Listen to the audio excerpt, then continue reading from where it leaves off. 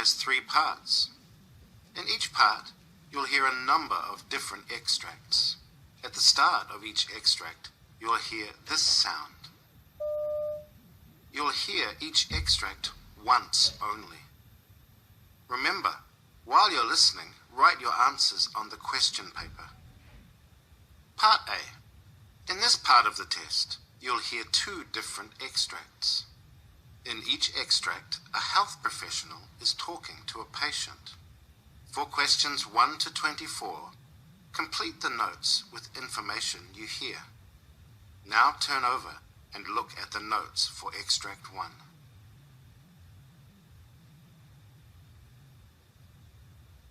Extract 1, questions 1 to 12. You hear a GP talking to a patient called Daniel Anderson. For questions 1 to 12, complete the notes with a word or short phrase. You now have 30 seconds to look at the notes.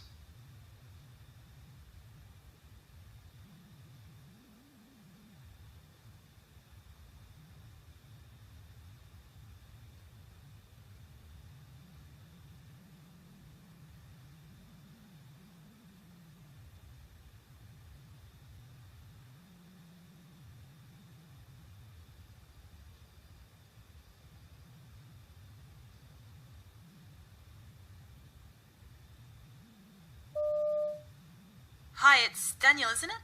Yes, Daniel Anderson, that's right. Hi, Dr. Hampton. I haven't seen you for quite a while. What brings you in today? Yeah, I probably should have come in before now. Okay, well, that's fine. So, how can I help? Well, basically, over the last couple of weeks, I play football on Sundays, and a bit more than a couple of weeks ago, I was getting a bit more tired than I used to be. Like, I'd get out of breath in the game, I'd get puffed out.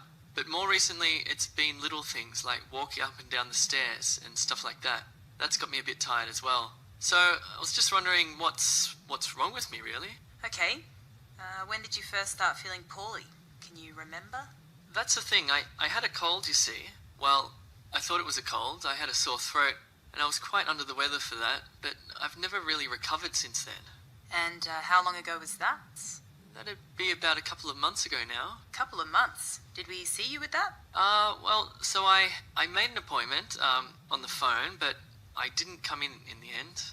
No, I didn't see you on the computer. So you just basically managed that yourself and, Yeah, I thought it was getting better, but it's never really... I suppose that's never really gone away entirely. So maybe it was something more than a cold. I don't know. Okay. What symptoms were you getting with that cold at the time? Bad sore throat. My glands felt quite big as well. So, I was just really tired, really, no energy. Were you short of breath at that time during the cold? Yes, but not as much now. That's why I've come in now, because it's gotten worse. It's got a bit more noticeable. But the cold symptoms have gone away now, pretty much. I still get a bit of a sore throat every now and again. Right, okay. When you're at rest, do you get short of breath?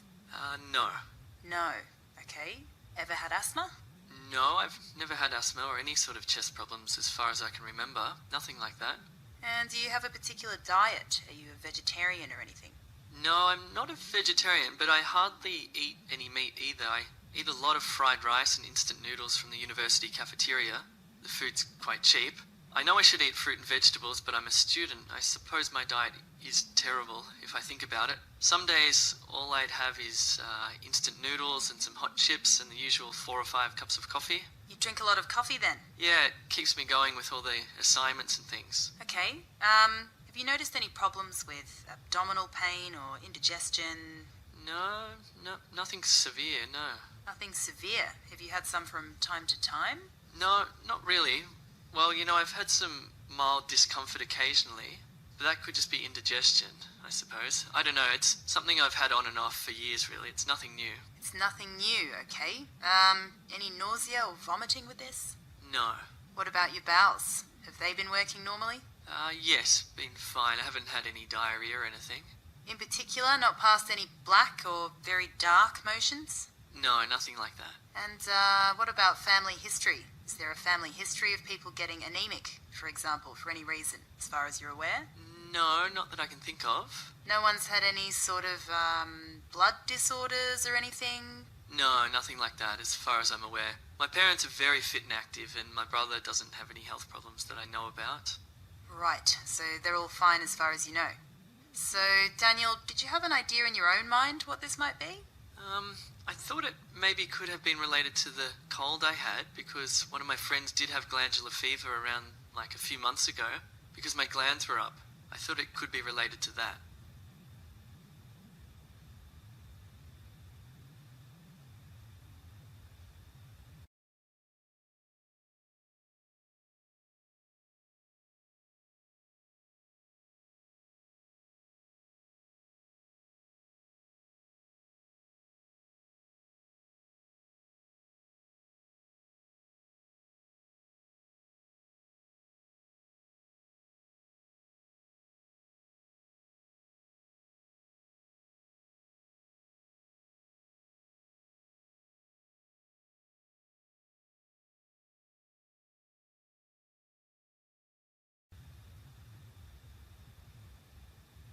You hear a GP talking to a patient called Mrs. Wright. For questions 13 to 24, complete the notes with a word or short phrase. You now have 30 seconds to look at the notes.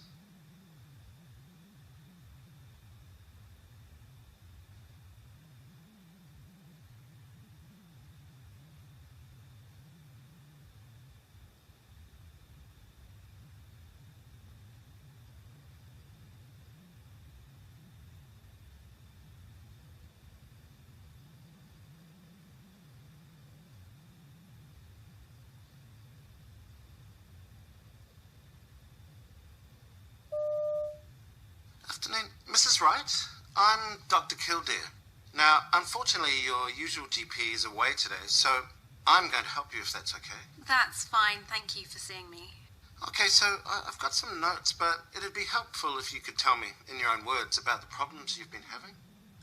Well, Dr. Grimmett asked me to come back and check in about my foot. I've had gout, you see. Okay, so just remind me, what happened with your gout? Well, the first time was late last year, about 2 or 3 months ago. Dr. Grimmett had to treat me at home. It was pretty bad. I could hardly walk.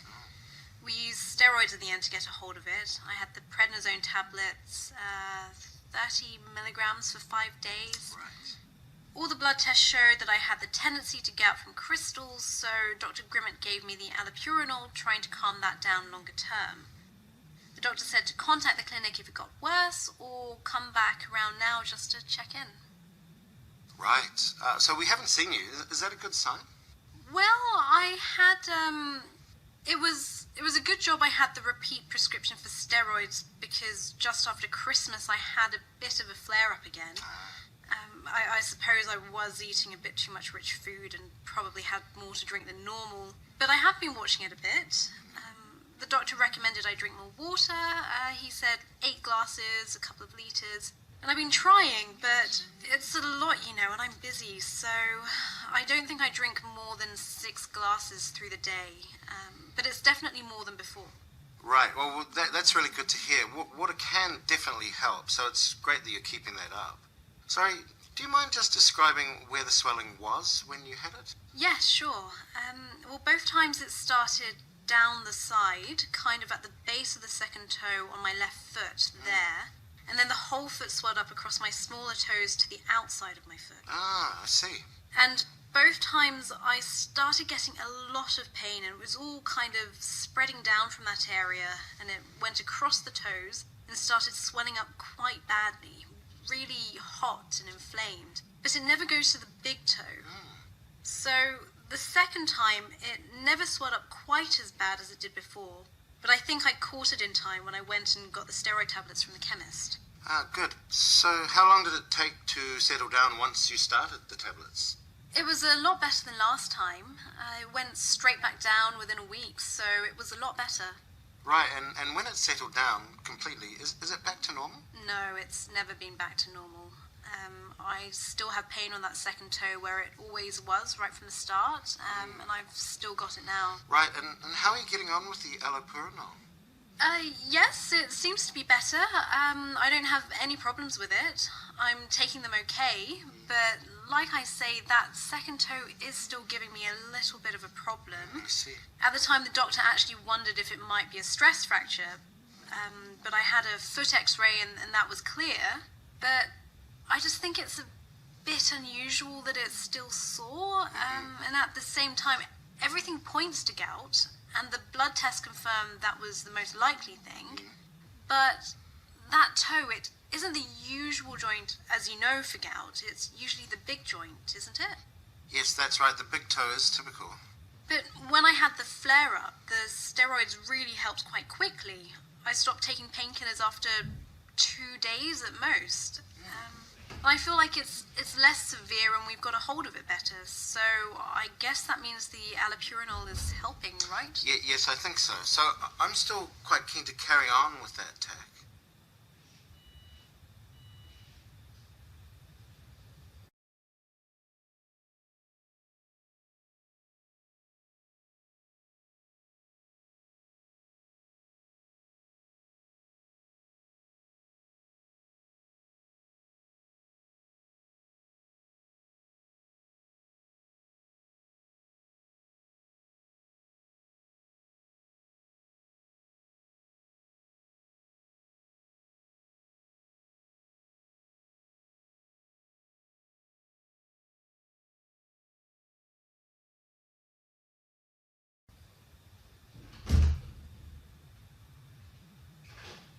That is the end of Part A. Now turn over and look at Part B. Part B, questions 25 to 30. In this part of the test, you'll hear 6 different extracts. In each extract, you'll hear people talking in a different healthcare setting. For questions 25 to 30, choose the answer A, B, or C, which fits best according to what you hear. Now look at question 25. You hear a nurse in the emergency department discussing the care of a patient with a doctor. Now read the question.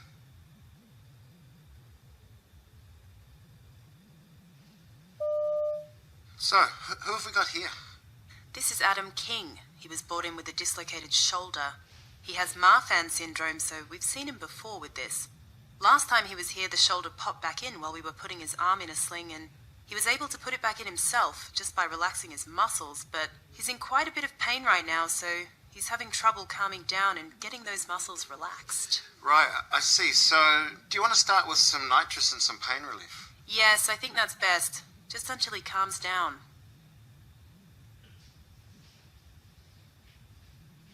Question 26. You hear a trainee doctor discussing a patient diagnosis with a tutor. Now read the question.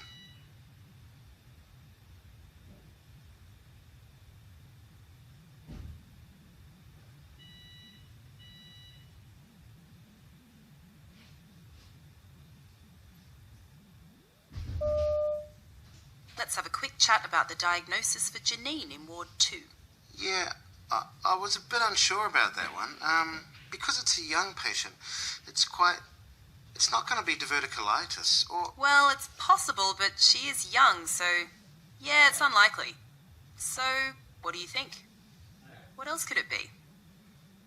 What else happens in the bowel? Something common. Think about common things. Bilateral lower abdominal pain? Because it's like radiating into the back? Yeah, something very much more common than that. Gastroenterological? Yeah? I can't think. Possibly related to diet? Celiac disease? Perhaps, but there's not a lot of other symptoms pointing to that. What else would give you discomfort in the bowel?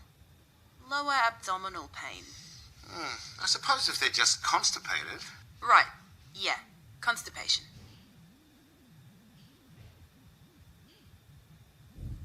Question 27. You hear a hospital nurse briefing a colleague about a patient recovering from elective surgery. Now read the question.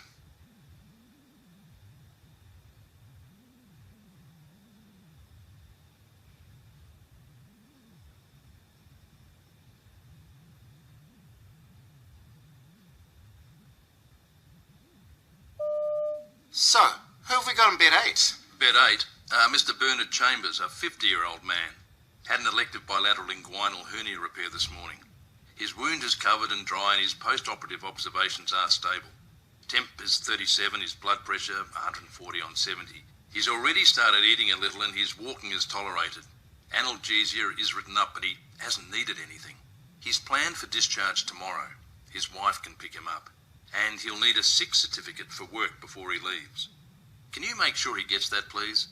I asked the ward clerk to copy some post-op information for him, but I haven't had a chance to look through it with him.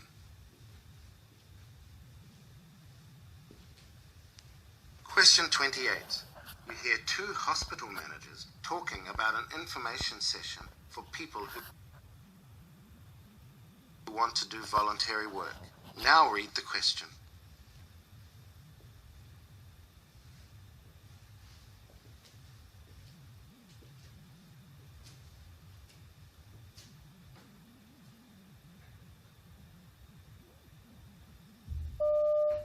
So, how's the planning going for the future volunteer information evening? Well, we've had a lot of RSVPs already, so I'm really happy with the way the event management systems have worked. Having a bit of trouble sourcing some good catering, though. Considering that these people are freely giving their time to come and learn what is expected, I really want to provide some nice food and refreshments for them. Have you got any contacts you like using? Yeah, look, that's right. It's a small thing we can do for those participants. I'll tell you what, I'll ask around my team for some recommendations for something a bit special. Great, thanks. I really appreciate it.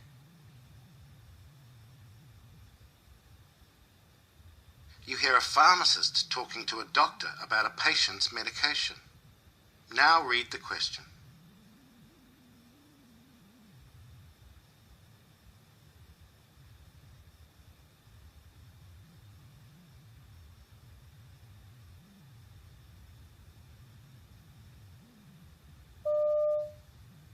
Sorry to bother you, Dr. Anderson. I just wanted a quick word about Mrs. Campbell's prescription. The one for diphenhydramine that you gave her last week. Oh yes, for her allergies. Yeah, so she's been taking 50 milligram tablets for about a week now. The thing is, she's just been into the pharmacy and she says that the tablets are making her feel really drowsy and her mouth's really dry, ever since she started on the pills. Really? Well, that does happen from time to time. But maybe switching her onto a different medication wouldn't be a bad idea. Okay, I'll look into some options and then run them past you later, shall I? Fine, thanks. Question 30. You hear a doctor advising a patient about a change in medication. Now read the question.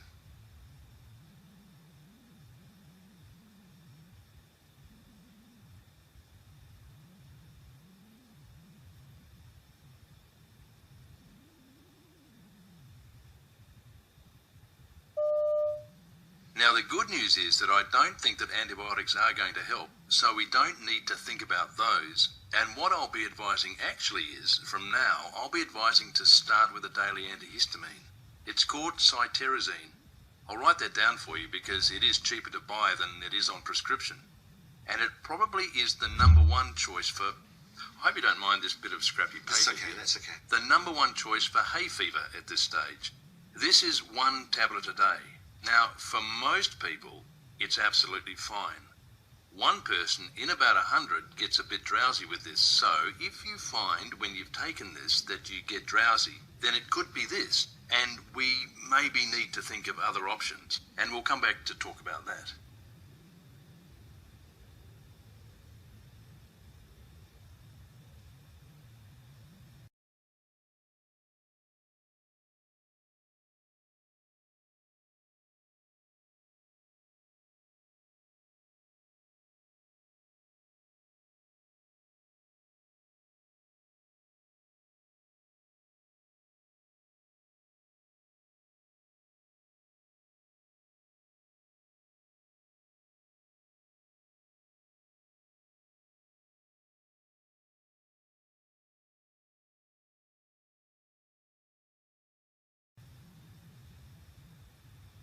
That is the end of Part B.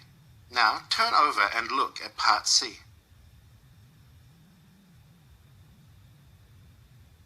Part C, questions 31 to 42. In this part of the test, you'll hear two different extracts. In each extract, you'll hear health professionals talking about aspects of their work. For questions 31 to 42, choose the answer A, B, or C, which fits best according to what you hear. Now look at Extract 1.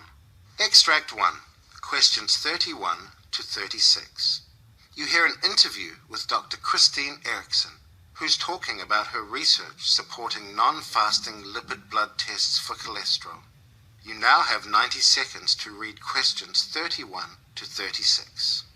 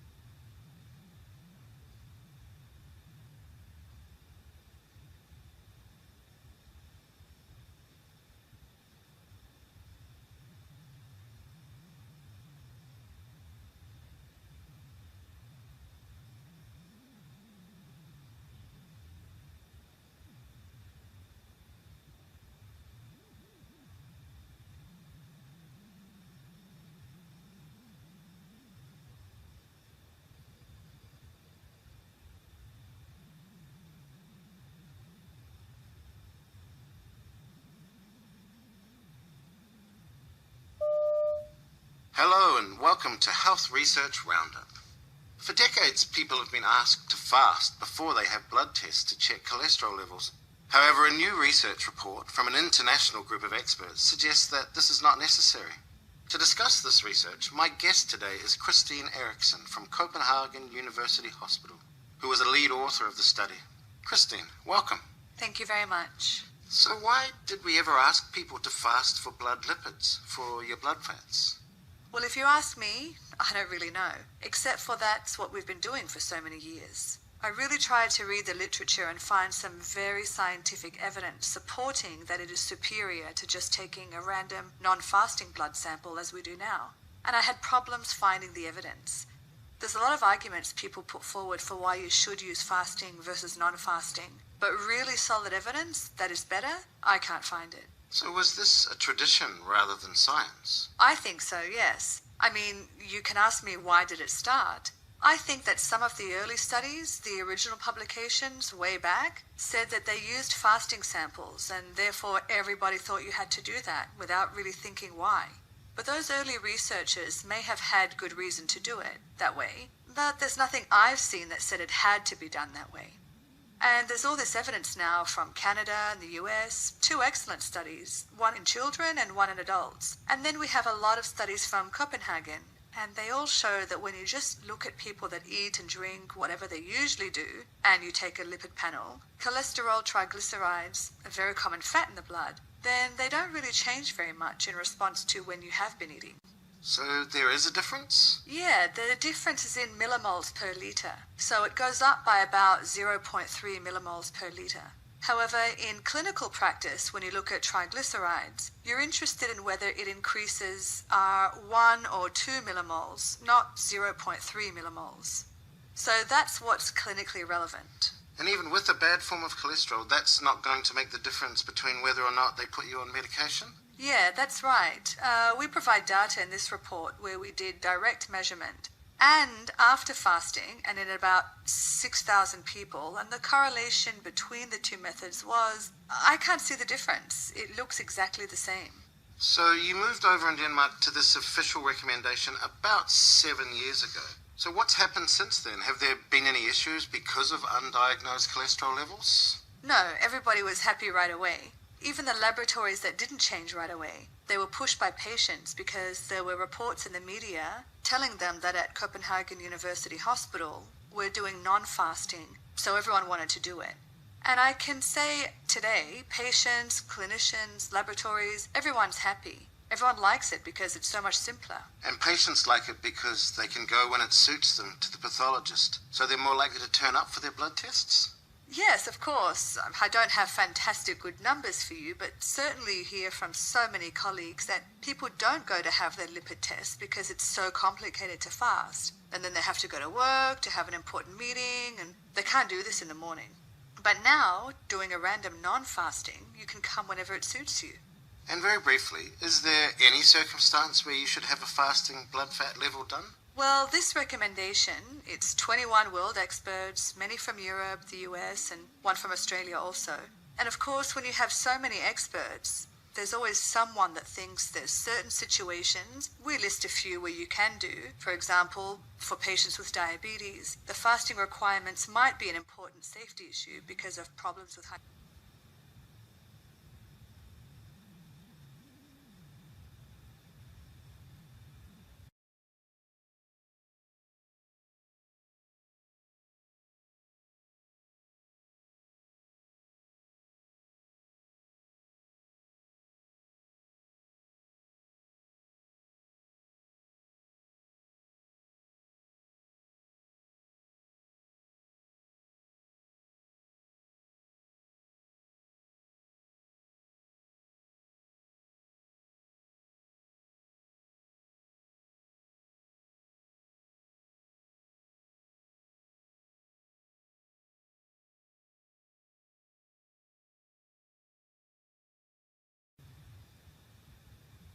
Now turn over and look at Extract 2.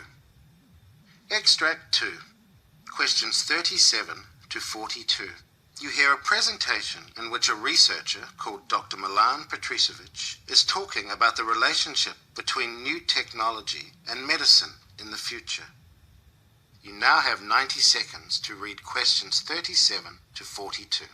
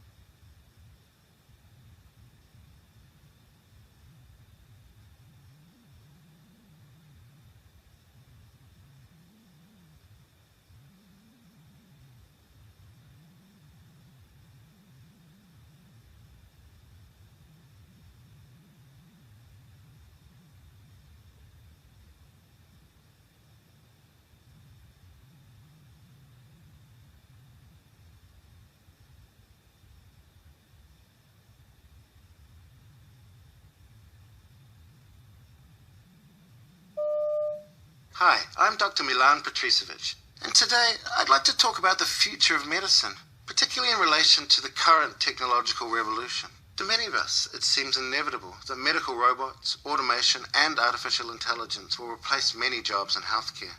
Surgical robots are becoming increasingly more precise, and right now, man-sized robots can lift and move patients and transport them throughout a hospital. Silicon Valley investor Vinod Khosla once said technology would replace 80% of doctors because machines will be more accurate, objective, and cheaper than the average doctor. He added that eventually we won't need doctors at all. However, I disagree. Instead, I think technology in some specialties will finally allow doctors to focus on what makes them good physicians, treating patients and innovating, while automation does the repetitive part of the work. So let's look at some examples of how different areas of medicine will benefit from current technological advances. Take general practitioners as an example. Many doctors choose this specialty today because they have a chance to make a long-term impact on someone's life. And it's true that GPs enjoy tremendous trust from their patients. but seeing someone only when they are sick makes it hard to prevent disease and ensure someone's long-term well-being.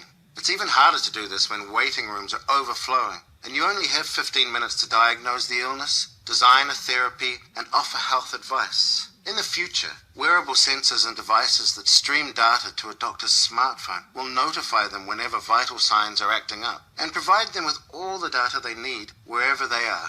These devices will also ensure doctors only treat patients who really need professional care, making it possible to offer simple treatment advice remotely. In turn, this will increase the time GPs have to treat and advise each patient, building trust and ensuring patients act on a doctor's advice. What's more, smart algorithms will allow GPs to tap expert advice on their patients' conditions and act as a gatekeeper, connecting patients to other specialties. And these are just a few examples. So what about radiology? Well, already IBM's Medical Sieve shows how artificial intelligence algorithms can scan hundreds of radiology images in seconds, doing the repetitive job of finding malignant or out-of-place phenomenon that currently radiologists have to do daily. This technology won't replace this important specialty. Instead, radiologists will have time to supervise how the algorithm is doing, or to research and innovate, making the technology behind these devices even better. Their time will be much more productive rather than spent checking hundreds of x-rays a day. Ophthalmology will bring science fiction technologies to patients in the near future. Retinal implants might give vision back to those who have lost it, or even give humans supervision, augmenting what we can already do. In sports medicine and rehabilitation, the first forms of activity records from tech like Fitbits all focused on people who exercised regularly, but only provided basic insight into how they were performing. Now, a new generation of devices tailored to professional athletes is hitting the market, with apps providing detailed insights into movement patterns and force output in any movement. Sports medicine physicians will have concrete data to measure how athletes are improving. By the time these reach the mainstream public, sophisticated algorithms will be ready to analyze data from these devices and provide personalized suggestions to improve performance and to speed up recovery. Similarly, video consoles from Xbox to Microsoft Kinect will offer a way of monitoring how a patient is doing from a distance by seeing their progress liquidly on a screen. In oncology, this specialty will pave the way for personalized medicine. Even now, oncologists customize therapies to a patient's genetic background and their tumor's molecular makeup. Cheaper genome sequencing and measuring blood biomarkers are speeding up this process, with companies like Grail working on fluid biopsies which could filter tumor cells from blood samples. Tumors could soon be diagnosed earlier and analyzed without costly surgery. What's more, artificial intelligence could soon be used to help oncologists understand and even cure cancer. Already, IBM Watson obtains all the relevant information from millions of studies about a patient's case and makes suggestions for treatment plans most likely to work. In the meantime, patients are better informed about the disease thanks to social media communities of fellow patients. These signs all point to a bright future for oncology in partnership with new tech innovations. So what does this all point to? Well, my conclusion would be that, all in all, many jobs will be taken over by robots and automation in the coming years, but at the same time, amazing opportunities will also emerge, especially in medicine. These will require physicians to acquire new skills and improve their existing ones. In my opinion, the majority of specialties will have more time for patients and better insight into disease.